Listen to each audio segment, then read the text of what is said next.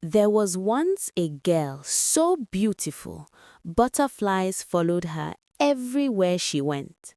The village called her cursed. They drove her into the forest to die alone, and when she disappeared, so did everything else. This is the story of Amara, the girl they threw away, and the price they paid for it. If stories like this move you, hit that subscribe button because what happens next you won't see coming. Amara was born on a night when the moon hung low and full. The midwives said they'd never seen anything like it. A baby with hair so dark it looked like it held the entire night sky. And when they wrapped her and took her outside, butterflies came. Dozens of them, landing on the blanket, on her tiny hands, on her mother's shoulders. Her mother cried, but not from joy, from fear. Because in a village where everyone looked the same, different meant dangerous. Amara grew up knowing she didn't belong. The other children played in groups of 5 and 6. She sat alone under the baobab tree, braiding her hair, pretending she preferred it that way. She'd hum to herself, soft melodies her grandmother taught her, and the butterflies would come. Always the butterflies. They landed on her shoulders, her hair, her outstretched fingers, like she was something sacred, like they knew something the village refused to see. But children can be cruel when they don't understand. And adults? Adults can be worse. They whispered when she walked by, pulled their children closer, made signs against evil with their hands. She learned early that being different meant being alone.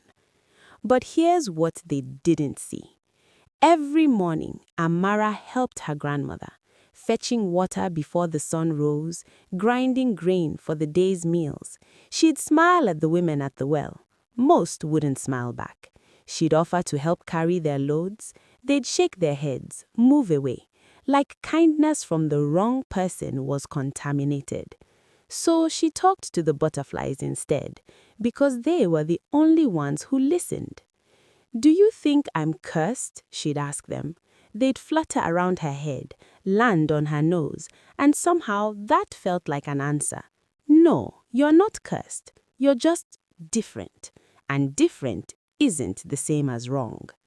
But Amara didn't know something the whole village was about to discover too late.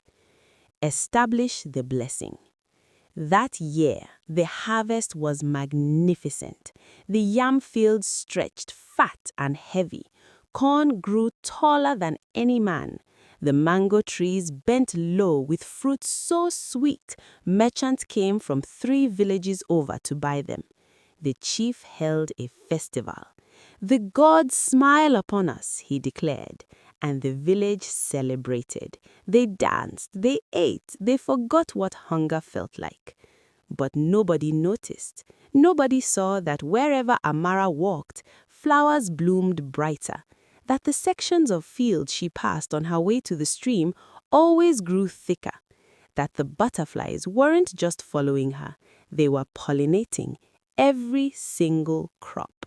They took the blessing for granted, because blessings, when they come easy, look like luck, and luck can't be tied to a strange girl with butterflies, can it? This is where everything changes. Drop a comment if you've ever felt invisible to people you needed most. Let's build a community that sees each other.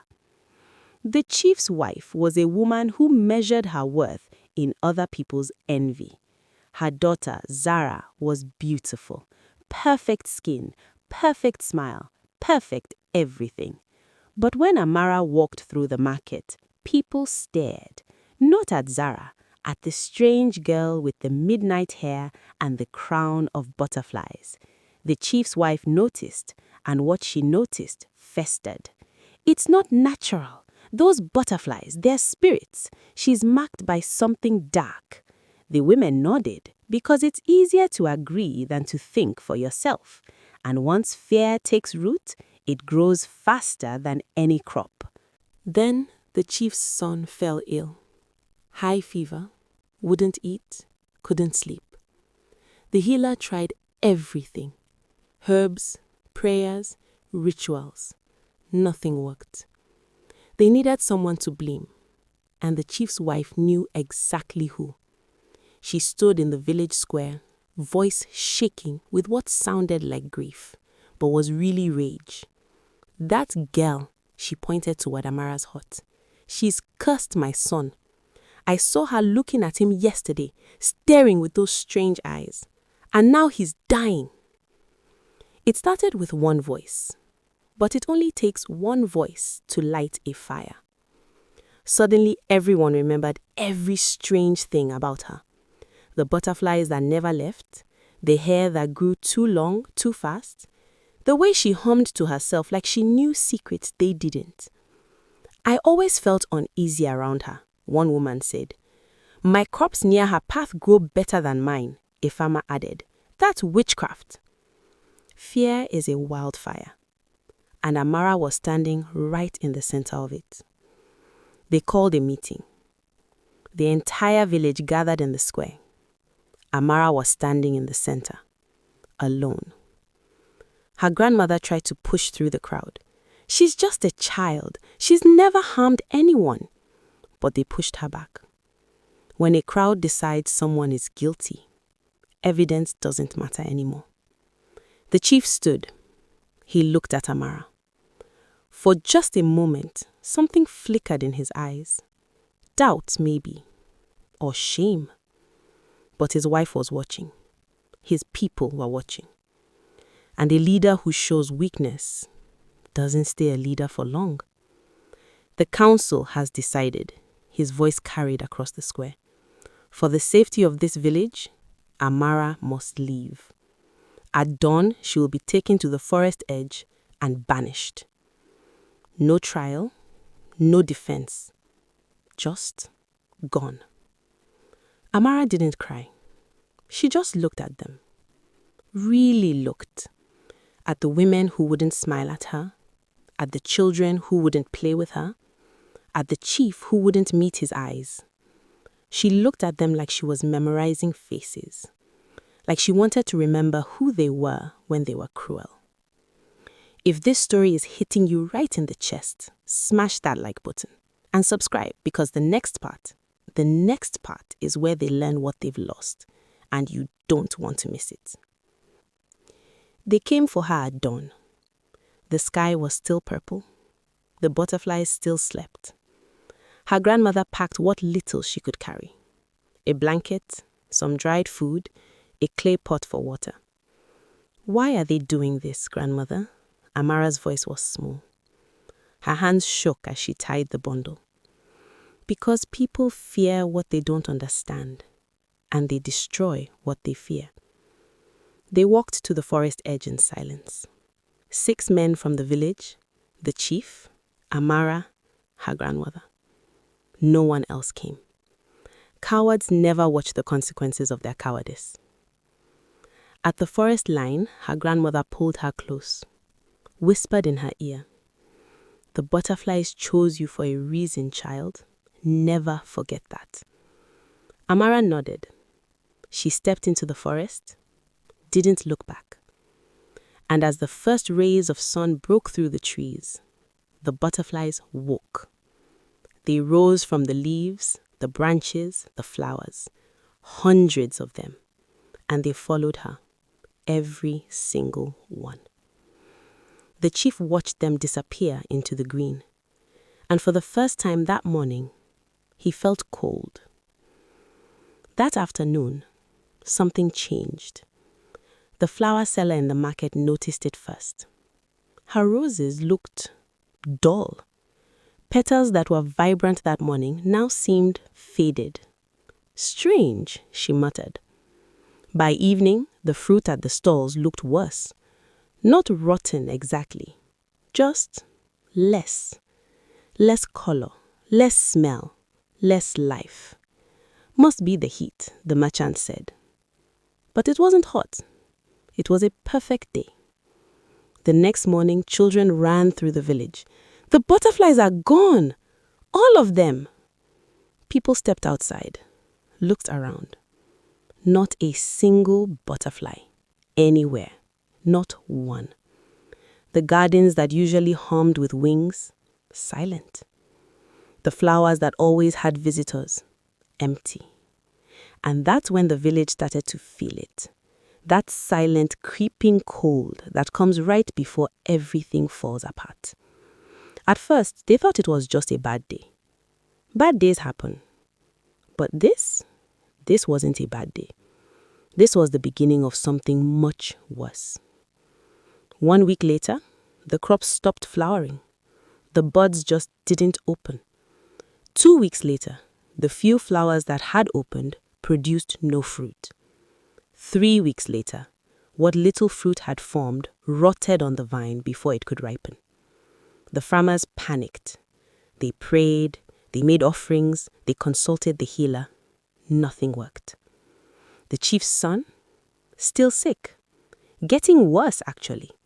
And the chief's wife, who'd been so certain, started to look haunted.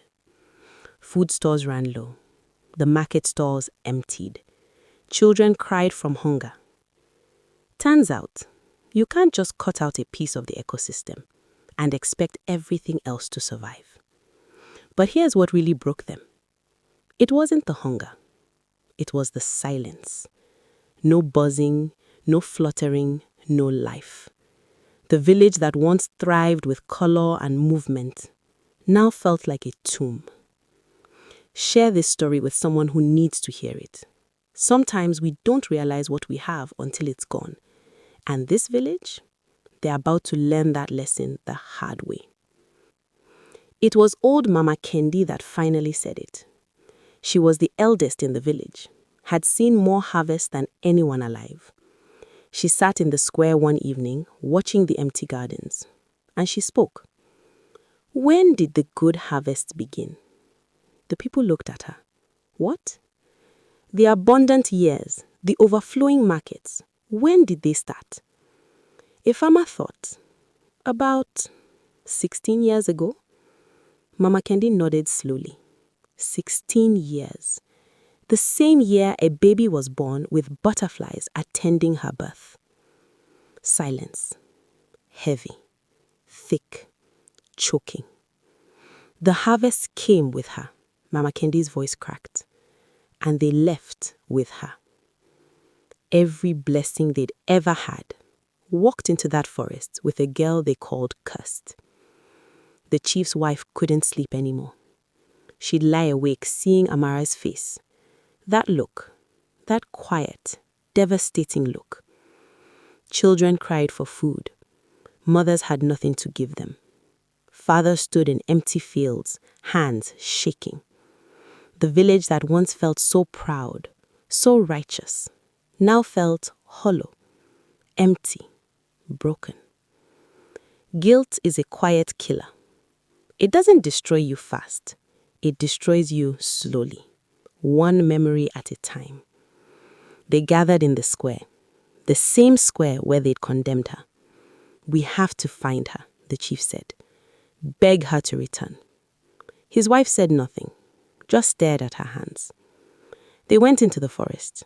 The chief, the elders, the strongest men. They searched for days, calling her name, following paths that led nowhere, until finally they found her, in a clearing deep in the forest. And what they saw made them fall to their knees. Paradise. Fruit trees heavy with mangoes, papayas, oranges, flowers in colors they'd never seen, a small hut well built and strong, a garden bursting with vegetables, and butterflies, thousands of them, creating a living rainbow in the air. Amara stood in the center of it all, hair flowing down her back, face calm. She'd built a paradise without them. The chief stepped forward, tried to speak, couldn't. What do you say to someone you sentenced to death who built heaven instead? Finally, he managed. Amara, we were wrong. She said nothing. The village is dying. The crops, the children, everything. Still nothing. Please, his voice broke. Please come back. The chief fell to his knees. This man who'd stood so tall, so righteous, now broken on the forest floor. We're sorry. We're so sorry. Funny how pride crumbles when your children start to starve. The other men knelt too, begging, pleading. Amara looked at them, the same look from before. But this time there was something else in her eyes. Not anger, something worse. Pity. Comment below. Would you forgive them? Because what she says next, it's going to challenge everything you think about mercy and justice. She didn't yell, didn't curse them, didn't scream about the injustice. She just asked one question. If I come back, will you see me this time? The chief looked up. What? Will you see me? Amara's voice was steady, calm. Not the butterflies, not the hair, not the strangeness. Me. Will you see the girl who smiled at you every morning? The girl who helped carry water without being asked? The girl who never, not once, wished you harm? Silence. Because that was the real issue, wasn't it? They never saw her. Not really. They only saw what made them uncomfortable. What didn't fit. What threatened the idea of normal. The chief's wife pushed forward, tears streaming down her face. Please, she whispered. My son is dying. Amara looked at her, the woman who'd started it all. And something softened, just a little. I'll come back, Amara said. Relief flooded their faces. But on one condition. They waited. The butterflies will return. The harvest will come back. Life will bloom again. But from now on, every child born different. Every person the village doesn't understand. Every stranger who doesn't fit your idea of normal. You will protect them. Not fear them, not cast them out, not wait until you're desperate to see their worth. You will see them from the beginning. She stepped closer. Because I won't always be here, but there will always be others like me. And the next time you throw away a blessing, I won't be coming back to return it. Amara returned. The butterflies followed.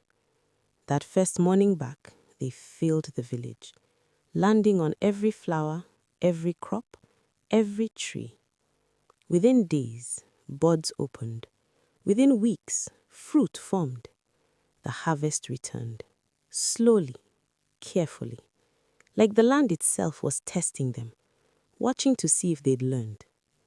The chief's son recovered. The markets filled again. Children laughed. But the village was different now, quieter, humbler. They built Amara a home.